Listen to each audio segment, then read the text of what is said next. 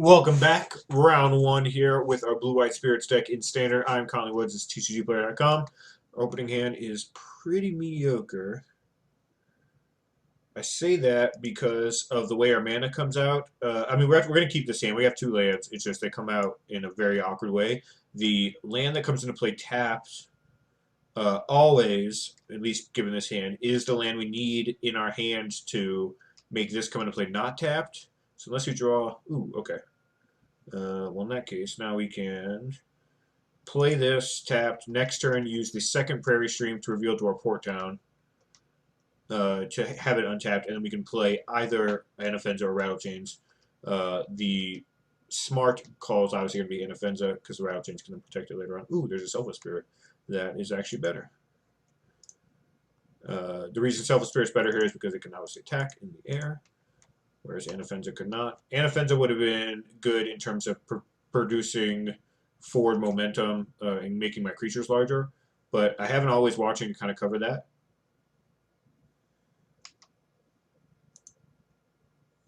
What do I want to do now?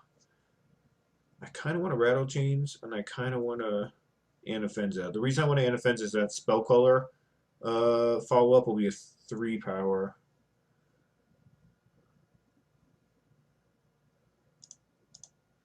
Yeah, I'm just going to do this. I'm not too worried about it dying. It could die to a Grasp of Darkness, which would be kind of sucky, but not too bad. My opponent's already taken 2 damage from his land as well, so even though we were behind the race, we caught back up right there.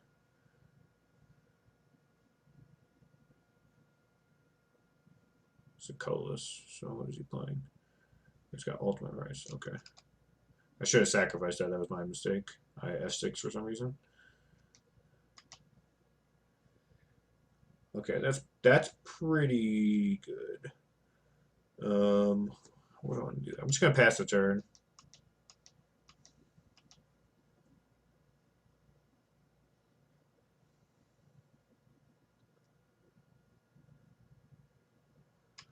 And then if he attacks, I'm gonna blink and block.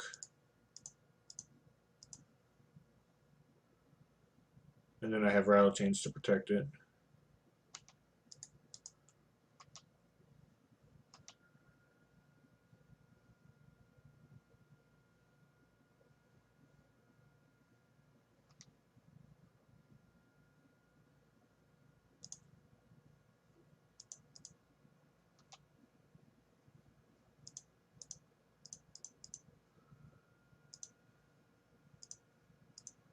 Alright.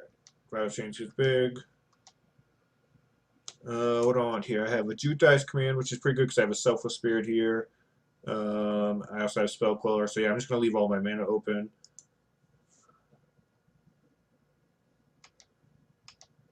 If he double blocks or does anything weird, I doubt he will.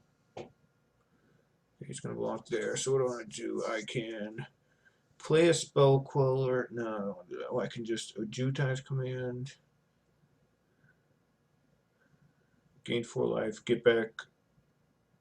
Oh, and I can get back with this trigger on the stack. I can sacrifice Spirit and it'll pump up. Okay, so that'll work. So we're gonna do target creature, gain 4 life. I'm gonna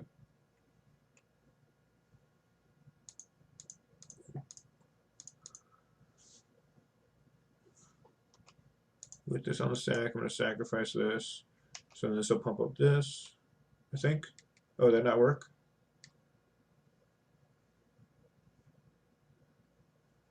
No. Wait, how's that not work?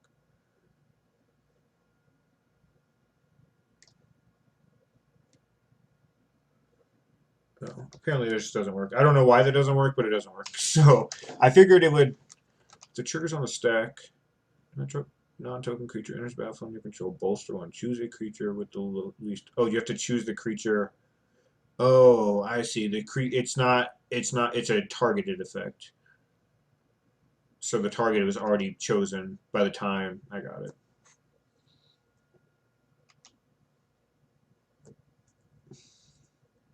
I don't think he's gonna like what he sees.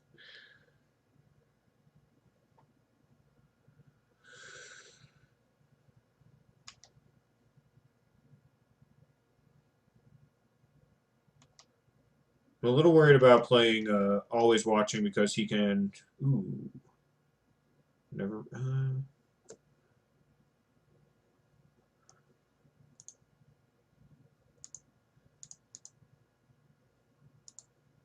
Now I don't have to worry. I was worried about Languish, but now I don't have to worry about Languish because the Mausoleum Wanderer will get a counter from Anafenza and a +1/+1 from Always Watching, so I can counter any instant or sorcery he plays unless he pays 3. That's fine. That's fine.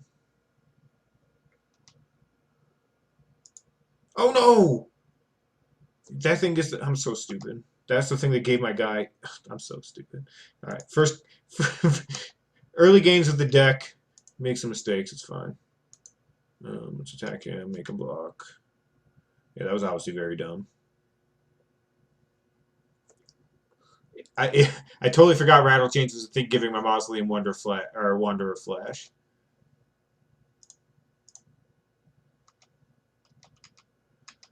I should be fine here. I'm going to counter anything expensive I can counter Mausoleum Wonder, anything cheap I can counter with Spell Color, so it should be fine, but that was a mini punt. Alright, so he is like black, green, control, delirium, maybe? Something like that.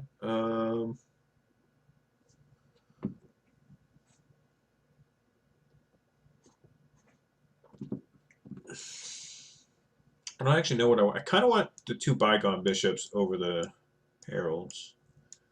I figured the game might go a little bit more like that. And I kind of want the Declarations. Let's bring in 1 Declaration for an Essence Flux. This is when you cast, right? Yeah.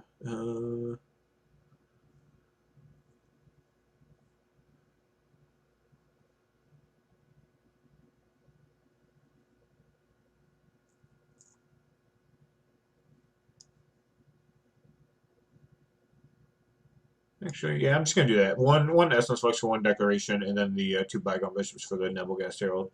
I think that's pretty good. I don't want to actually take out this unsubstantiate because I don't exactly know what he's trying to do. I'm just kind of guessing. So yeah, let me give this a shot. Be right back for game 2. Alright, welcome back to game 2 of round 1 here with our Blue-White Spirits deck on TCGplayer.com. Gonna mulligan this hand because we got 1 land. Gonna keep this game because we got multiple lands. Gonna throw this on the bottom because we don't need another land. I mean, we kind of need another land, but on the draw with 3 lands in hand, I don't want to guarantee drawing. Ooh.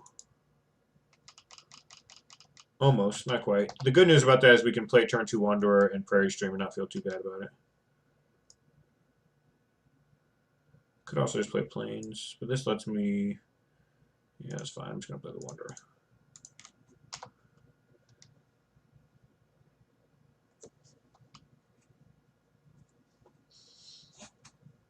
Sure.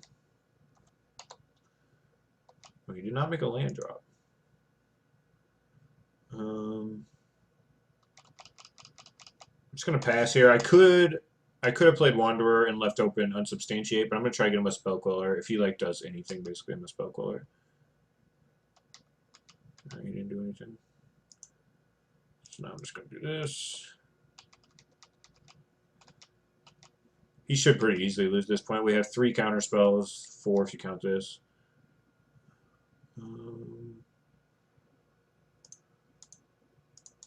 Could have Grasp of Darkness. I don't know if he does. We'll find out. No. Just discarding. Untapped. 3. This is literally just elementary at this point.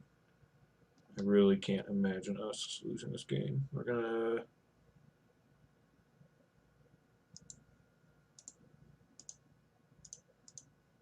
No, he's just scooping.